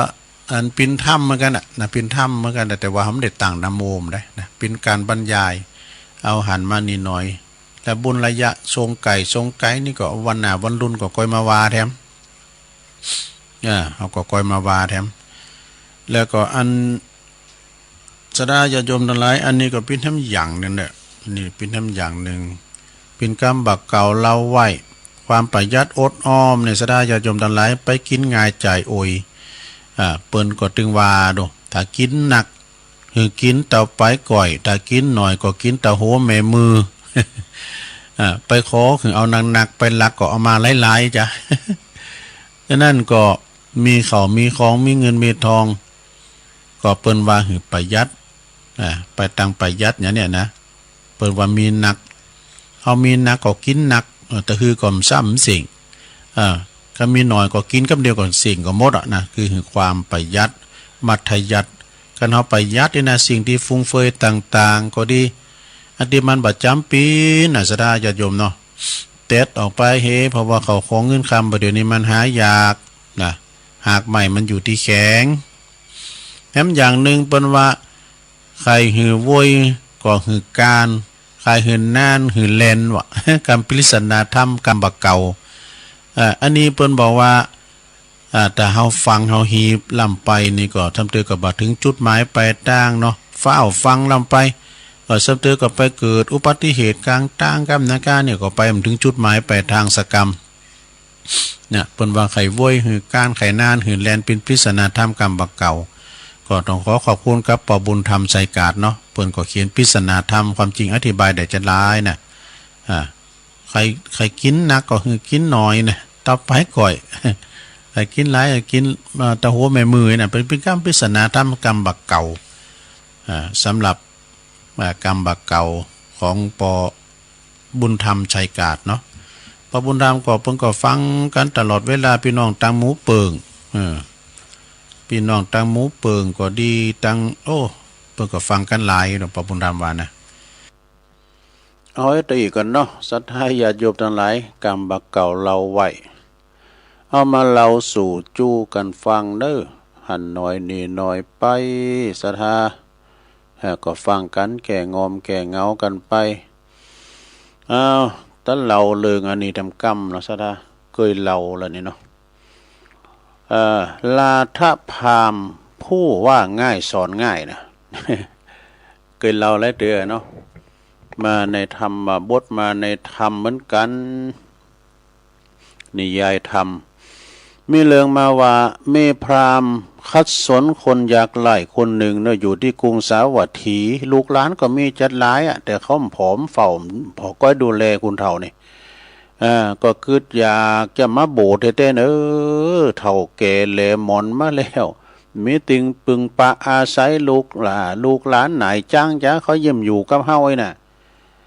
ลาทาพามนี่ก็จึงไปเขาอยู่ไปในวัดไปวัดก็ไปถากทางปฏิบัติปัดกวาดบริเวณอยู่วัดเนาะ คล้ายๆก็ว่าปิ้นไขโยมไปก่อนนี่กะปฏิบัติปัดโปตักน้ำเหตุพระอาบน้ำพองกาเนาะสมัยเมื่อก่อนนั้นมีก๊อกน้ำเนาะทั้งตักน้ำอาบน้ำเหตุพระสงฆ์องค์สังฆเจ้าปิ้นพาเนนก็ตามเนี่ยตักน้ำเหตุเปิ้นได้อาบได้สงถวายพระนะก็คืออาบตักน้ำมาถวายพระเนนเนี่ยนะพระเนนก็ปอกปอใจวะนะแต่พระเนนแต่พระแบบปอใจบรรพชาเปิ้นก่อนนี่เปิ้นแต่ไม่สมัยได้มาแล้วเนี่ยสระเปิ้นว่าการเฮาจะโบสถ์เนี่ยต้องมีคุณรับรองต้องมีคุณปรุงอนุญาตนะ เมื่อบ้านใดบรรพชาพราหมณ์คุณเฒ่านี่ก็ผูบสู่พร้อมลุ่งวะนะเมื่อนั้นพระพุทธเจ้าก็ทรงทราบโดยวิธีจิตเนาะก็จึงสอบถามพระภิกษุสงฆ์ทั้งหลายว่าไผนึกถึงบุญคุณของพราหมณ์ผลในพองไอ้นะพราหมณ์ผลนี่เพิ่นก็มาเขาวัดเขาว่าปฏิบัติปัดโปกว่าใครบวชแน่ใครสู่ล่มผ้ากาสาวพัดใครนุงผ้าเหลืองเต็มมีไผการรับรองนะโอ้ในคณะบันดลนั่นเองเมื่อว่าพระพุทธเจ้าทรงตรัสว่าไผนึกถึงกุณของคุณเฒ่าคือพราหมณ์คนนี้ได้พองพระสารีบุตรยกมือเลยว่าและทูลกล่าวว่าโอ้ข้าพระองค์นึกได้อยู่พระเจ้าข้าไอ้ดอกนึกถึงคราวหนึ่งนี่พราหมณ์ผู้เฒ่าผู้นี้นะได้ผู้นี้นะได้คนได้เอาเข่ามาใส่บาตรข้าพระเจ้า1 ทัพพีเนี่ย1 ทัพพีก็คือปากเดียวนะเอามาใส่บาตร1 ปากที่เขาได้นำมาเพื่อจะเอามาใส่บาตรเขาก่อนนี่นะพระพุทธเจ้าก่อนจึงตรัสว่าเมื่อว่าปิ้นอย่างนั้นแล้วสารีบุตรเอ้ยเธอจงช่วยให้พราหมณ์คนนี้ได้พ้นจากทุกข์อันควรหรือเนี่ยก็ขอให้เธอจงเป็นภาละทุละรับอุปการะกับคุณเฒ่าในกรรมพระสารีบุตรก็จึงทูลว่าควรพระเจ้าข้าเนี่ยข้าพระเจ้าจะได้คือพระสารีบุตรนี่ก็จะให้พราหมณ์นี่โบสถ์จะให้พราหมณ์นั้นโบสถ์คือเป็นรับรองไว้นะเมื่อว่าพราหมณ์ผู้นี้นะราธาพราหมณ์นี้โบสถ์แล้วก็ปาเทียวภิกขาจารย์เนาะจะลิกไปปินที่บาทที่หันที่นี่ไปคุมเข่ามาบทโทษได้ง่ายๆเนาะหลังจากที่ว่าลูกเต่าเหล่าลิ้นบะพอบะก้อยหรอกก็เลยเข้าวัดเข้าว่าบันไปชีวิตเนาะแล้วก็สั่งสอนเนาะสั่งสอนพระเฒ่านี่นะพระผู้เฒ่าเนี่ยอยู่เนืองพระราธะนะพระราธะตอนนี้ปิ้นตู่แล้วดูปิ้นผ่าปิ้นตู่ผู้ว่าง่ายสอนง่ายบ่จ้าบ่นานก็สำเร็จปิ้นพระอรหันตาดูโอ้ได้ปิ้นพระอรหันต์กันเด้อพระสารีบุตรจึงนำกลับมาหาพระพุทธเจ้าไปกราบทูลพระพุทธเจ้าทรงสาบเด้อว่าผู้เป็นผู้ที่ว่าง่ายสอนง่ายเนี่ยคุณเฒ่าบางคนเนี่ยลึกดูนะมันก็มีมันก็ทิฏฐิมานะเนี่ยเนาะ ว่าเปิ้นว่าโตจ้ะ ดื้อโหลั่นเนี่ยเนาะแต่บ่ยอมรับง่ายๆเวลาสำเตอก็มาโบสถ์กำลุนด้วยเนี่ยมาโบสถ์กำลุนถือว่าโตเฒ่าแล้วนะตัวลุงตัวพ่อกำลังบวชเนี่ยตัวพ่อเป็นนั่งอย่างตาหัวปุ้นอันนั้นก็เจ้าอาวาสกะแล้วอ่อนบอกว่าวันซื้อมาข้าแก่หรือผู้ป้อสู้กัน อันนี้คุณถือมานะถือโตนะข้าแก่หรือป้อสู้กันเนี่ยแต่ว่าลาทะพราหมณ์พระราธานี่เป็นผู้ที่ว่าง่ายสอนง่ายนะอยู่มาหันวันหนึ่งเนี่ยพวกภิกษุทั้งหลายก็จึงสรรเสริญเยินยอพระสารีบุตรขึ้นที่ธรรมสภาวะเป็นผู้ที่มีความกตัญญูกตเวทีนะทั้งลาภะแต่ทั้งพาลาทะก็วางง่ายสอนง่ายพระพุทธเจ้าจึงทรงแสดงธรรมเนี่ยทรงแสดงธรรมว่าเชื่อใดเปิ้นก็ว่าคุณเคยวางง่ายสอนง่ายมาแล้วตั้งแต่จาดก่อนแล้วดูก็คือจาดภาษาลีบุตรเกิดเป็นจ้างดูโอ้อดีตชาติไปเกิดเป็นจ้างเนอะเป็นจ้างเกิดมาเป็นจ้างนะถูกขอตะเคียนก็คือมันจะเป็นน้ำจ้ะเนาะมาตำถิ่มเอาที่เท้าดึงออกก็บ่ได้จ้างตัวนี้นะจนกระทั่งเท้าบวมเนี่ยเดินไปไหนมาไหนก็บ่ได้ไปตัดไม้ในป่าเนอะก็ไปปัดใส่จ้างตัวนี้กะจึงจอยเอามีดมาหั่นขอตะเคียนนะออก ที่มันปักเอานะสินน้ำเนี่ยปักออกไปไอ้น่ะพอหือพอหือผูกเจิกได้นั้นแล้วก็ผูกโจยกันดึงโจยกันดึงเอาเส้นออกกันเนาะโจยกันหาเปิกไม้ฝาดนี่นะเปิกไม้ฝาดมาตุ่มเทที่ลงแพวันละหลายข้างจนเวลาแผลนั้นหายไปเลยนะเตียวใดเป็นปกติเมื่อแผลหายแล้วจากนั้นก็อยู่นะอยู่ฮับใจพกชังไม้ในการขุนไม้นะงัดไม้นะอยู่ตลอดกาลนานนะจึงคิดว่าเฮาแก่แล้วเนาะจ้างมันคือว่าจ้างเฮาแก่แล้วก็จักลุงไปทำงานบ่ไหวแล้วจึงไปปาลูกจ้างเผือกต้นนั้นนะไปรับใจแทนเพิ่นมีลูกกำตวงลูกจ้างเผือกนั้นไปรับใจแทนอยู่ในเข้าไปในป่านะส่วนว่าลาท่าพามนั้นเป็นคุณว่าไงสอนไงเป็นการดีมากแล้วก็ตรัสว่าธรรมดาภิกษุควรเป็นผู้ที่ว่าไงสอนไงอีน่ะเนาะเหมือนลาท่าพามเนี่ยนะเมื่อมีผู้ชี้ความผิดหันแล้วก็กล่าวสั่งสอนก็บ่คนโกรธบ่คนโกรธเกตนะควรหันว่ากล่าวกำเพิ่นกล่าวสั่งสอนนั้นเปรียบเหมือนผู้ที่บอกขุมทรัพย์ให้ดังนี้ดูนี่นะเรื่องนี้เปิ้นก็จี้หันว่าผู้ที่ว่าง่ายสอนง่ายยอมเอาดีได้ผู้ที่มีกตัญญูกตเวทีพระพุทธเจ้ายอมสรรเสริญทรงสรรเสริญแล้วก็จึงควรเป็นผู้ที่ว่าง่ายแล้วก็ผู้กตัญญูกตเวทีจบสระอันนี้เป็นว่าลาทะพามพระลาทะนะผู้ว่าง่ายสอนง่ายก็จบลงไปสระบินนิยายกล่อมนิทานกล่อมเนาะก็เอามาเล่าสู่จูกันฟังเน้อสระอันนี้ก็เป็นนิยายธรรมมาบอกมามาจ้าให้กับสถานาบุญตอนนี้ไปตุลุงก็จะได้ประกาศข่าวสารงานบุญซะหน่อยก็ประกาศข่าวสารงานบุญสักเล็กสักน้อยวันนี้เราเนินสถานที่ขวงแก้วอารามของวัดดอนน้อย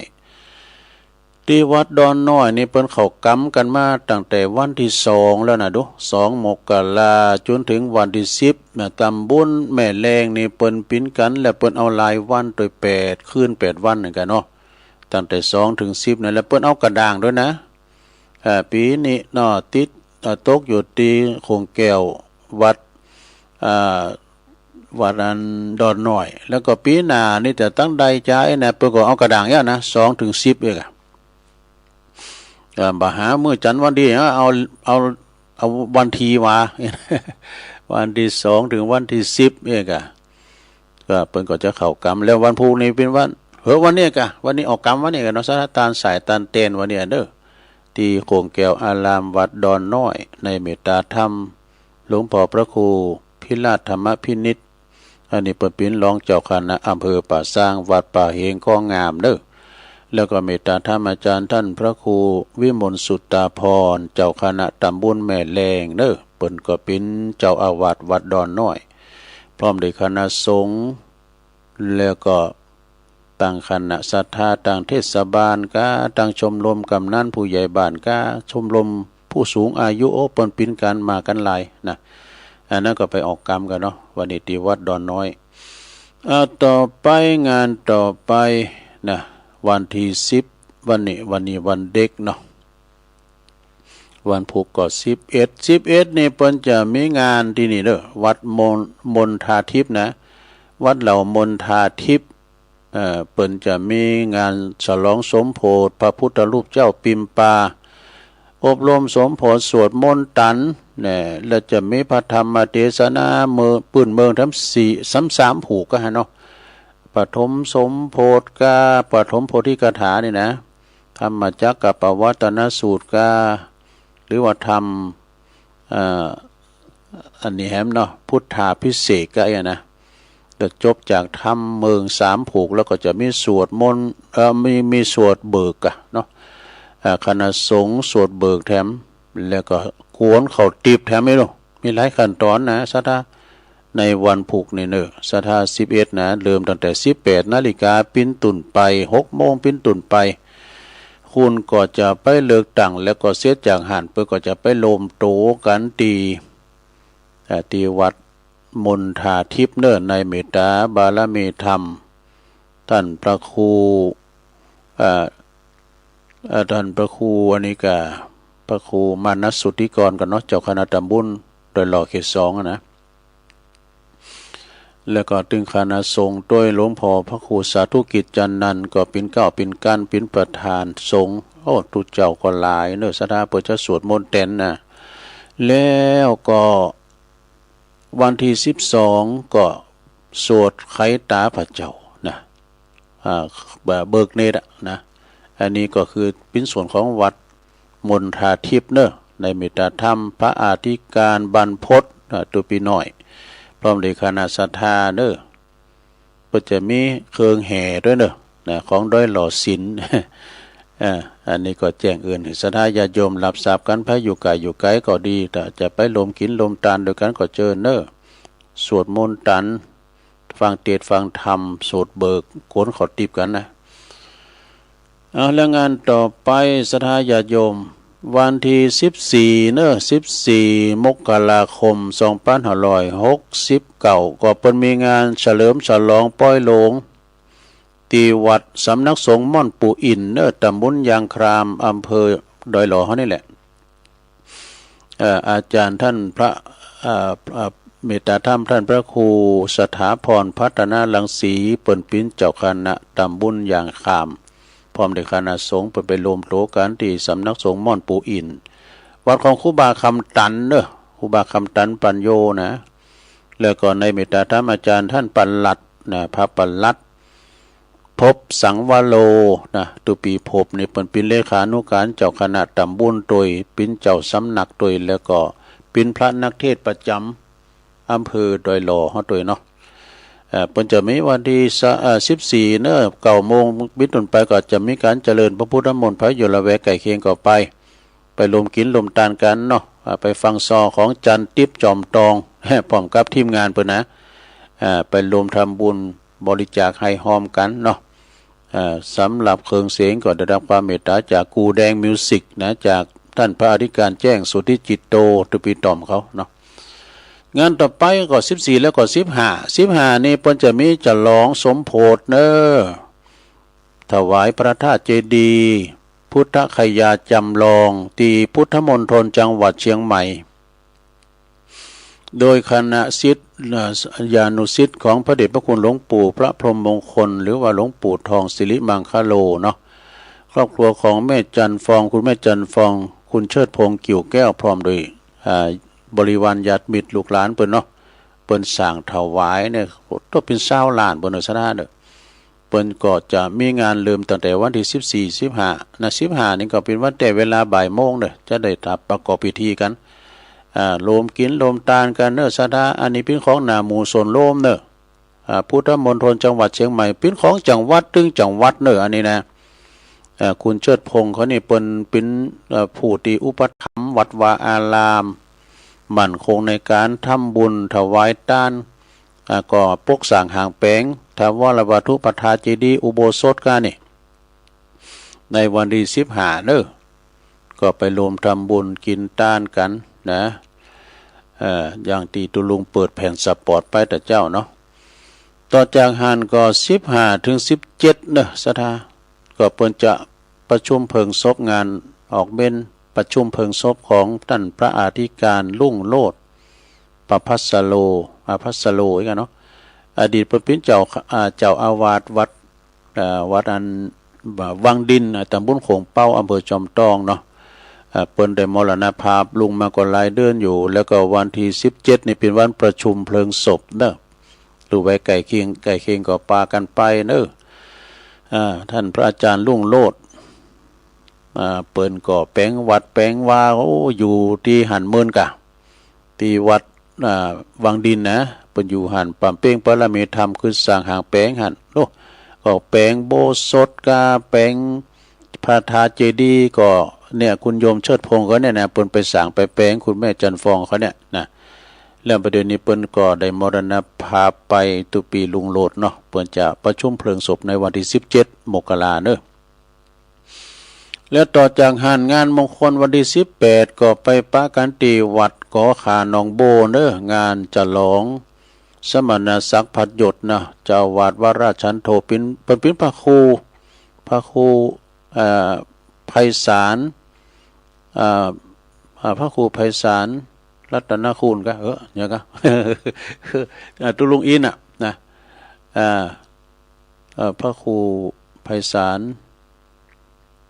พระครูไพศาลนะแล้วโอ้ยก็ยื้อลืมเนี่ยคุณมันเฒ่าแล้วนะพระครูไพศาลนี่ก็คือว่าตุลุงอินนะพระอธิการบุญทรัพย์จันทเสโนนะเปิ้นได้ปิ้นพระครูเปิ้นจะฉลองวันที่18เนื้อสืบชะตาโลงครูบาอาจารย์เปิ้นก็จะไปกันหลาย17เปิ้นแข่งกองโลงเด้อ17นะ18ก็จะมีแข่งขันเปตองกาไปฟังซอนี่แล้วก็เปิ้นก็จะมีโตทุกอย่างค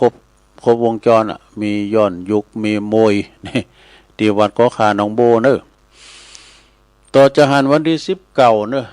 19ก็ถึง25นี่เดือนมกรานะในงานปล่อยล่องานปล่อยล่องานออกเม่นพระราชทานเพลิงศพนะในเมตตาบารมีธรรมพระเดชพระคุณท่านเจ้าคุณพระพุทธบาทพิทักษ์อดีตเปิ้นปิ้นรองเจ้าคณะจังหวัดลำพูนอดีตเปิ้นปิ้นเจ้าอาวาสวัดพระพุทธบาทตากผ้านะพระอารามหลวงเปิ้นได้มรณภาพไปก็หลายปีอยู่และเปิ้นก็จะทำบุญส่งจักการต้านขาบเริ่มตั้งแต่19ถึง25วันที่25นั่นก็จะเป็นวันพระราชทานเพลิงศพนะที่วัดพระบาทตากผ้าในศรัทธาญาติโยม ไปจะไปโฮมกินโฮมตาลลมส่งสักการต้านขาบไปเปิดห้องตาลก็ดีเปิ้นจะมีตึงวันนะงานพิธีสงฆ์เนี่ยนะตุเจ้าเปิ้นครูบาอาจารย์เป็น400พุ่นน่ะและเปิ้นเอามาวัน100วัน60ก็เอกในเมตตาบารมีธรรมพระเดชพระคุณท่านเจ้าคุณพระวชิระภาวนาวิปัสสนาเด้อเจ้าอาวาสวัดพระธาตุ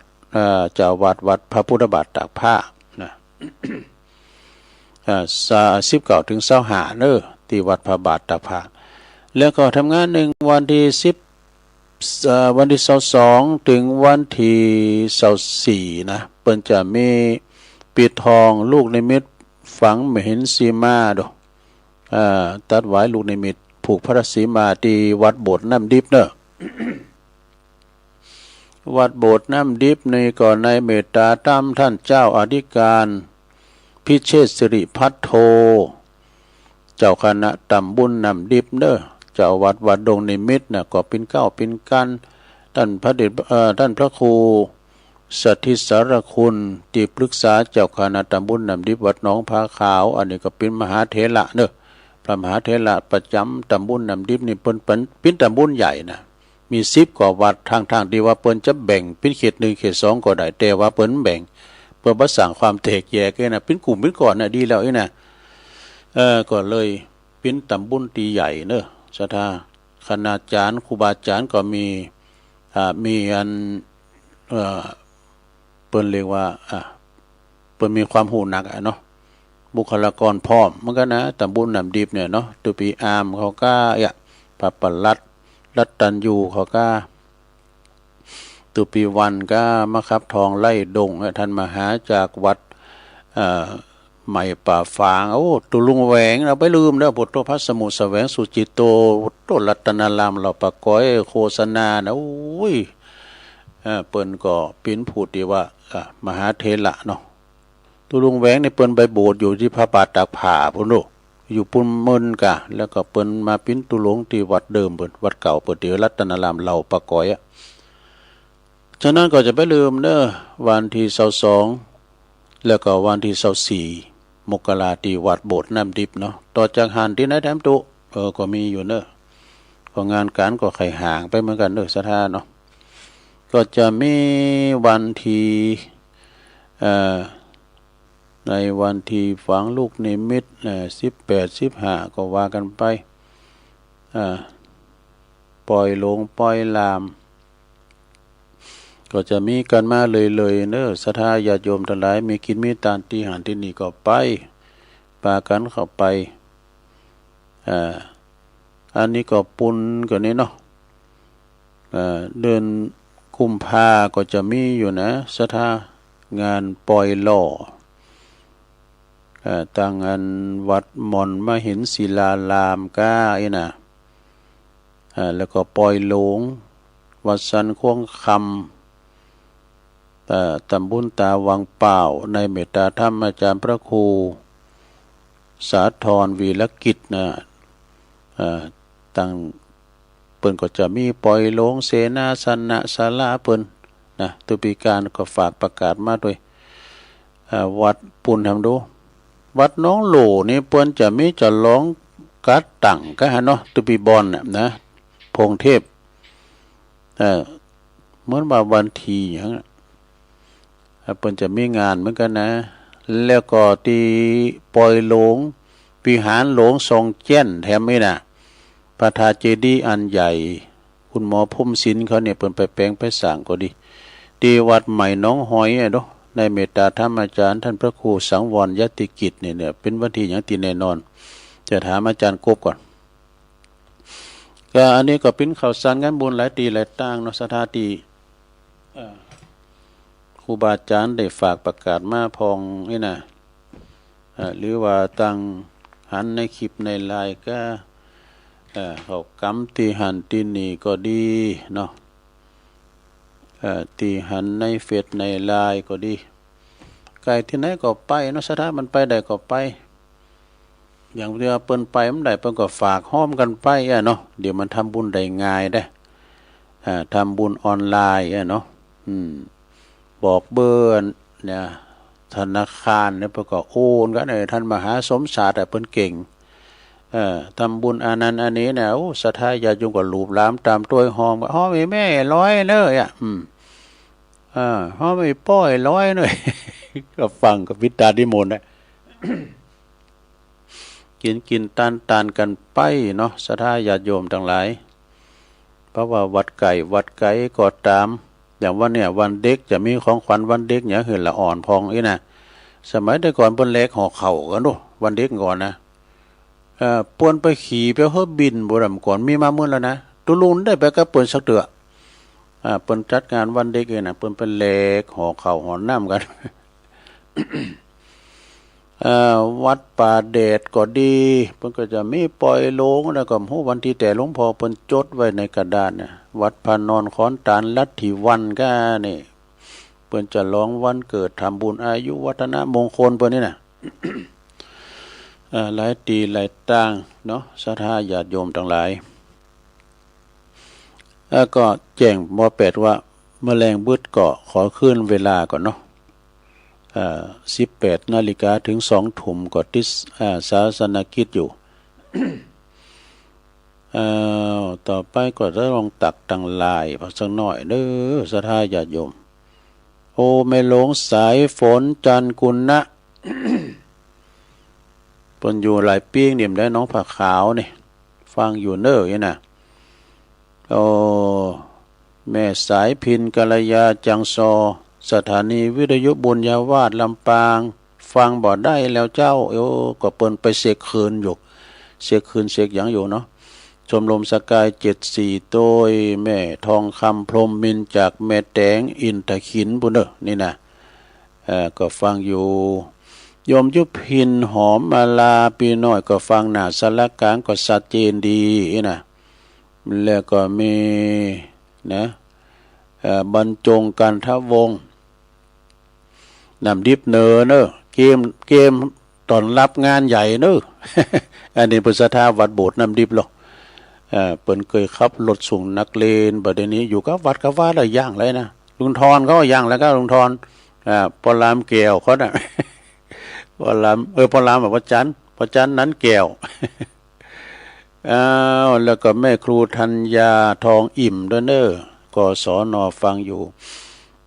บุญส่งจากลำปางไหวสานะครับเนอะต่อจากหานก็มี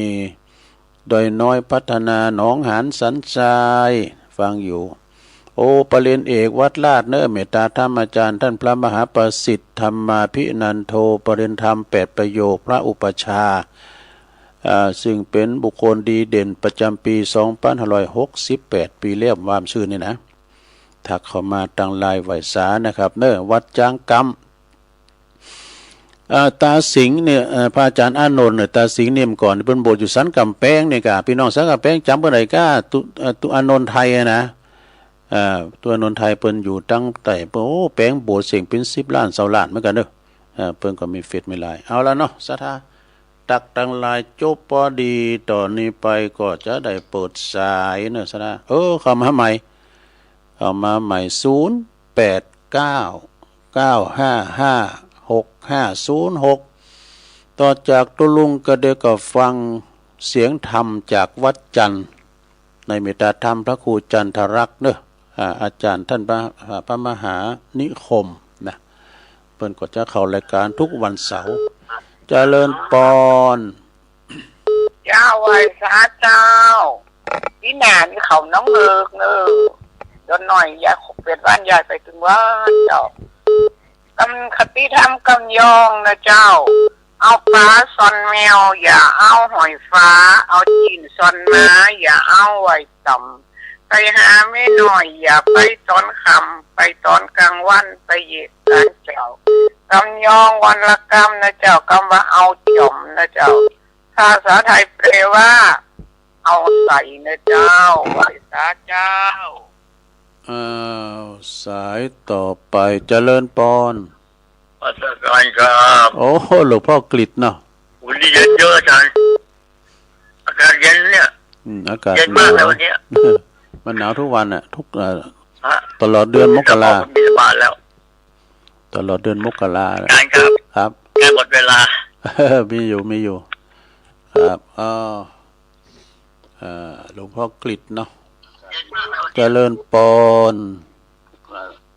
ครับใบสาใบสานะท่านอาจารย์ครับท่านอาจารย์สมเพชรฮะคิดตึงหายอยู่น่าจะหายไปในหวังนี้นะอาจารย์สมเพชรปฏิบัติหน้าที่ดูแลหลวงพ่อแต่กันเนาะดูแลหลวงพ่อนะลูกศิษย์กตัญญูเนอะอยู่โรงพยาบาลอยู่ครับอยู่ห้องบาลอยู่เนาะพอใจใส่ดีขึ้นเรื่อยครับดีขึ้นมาแล้วเนาะดีแล้วแต่ว่าแรกก็ได้คนนี้หายครับแต่วัดก็จัดงามจัดกว้างนี่แล้วมันมีไผเฝ้าเนาะมีพันเดนอย่างกันกะขนาดผมไปที่วัดตุลุงแดงอยู่ตามบ้านตุลุงแดงใช่ไหมเพิ่นเขากำครับผมสร้างศาลาต่างหมู่บ้านครับเด็กอะแล้วก็จะไปตามแล้วก็พระครูอดุลวัดก็จะพิโซไปได้หมู่นะเพิ่นมีงานขอผู้ชายเมืองว่าครับลุงอินผลอายุ88 29 พรรษาครับ88งานตรงนี้ครับแต่เพิ่นจะพิโซได้หมู่เนาะไปสัก 2-3 วันนะครับแสดงความอาลัยเนอะขอบคุณอาจารย์หนักๆเนอะมาสายสุภาพนะครับครับผม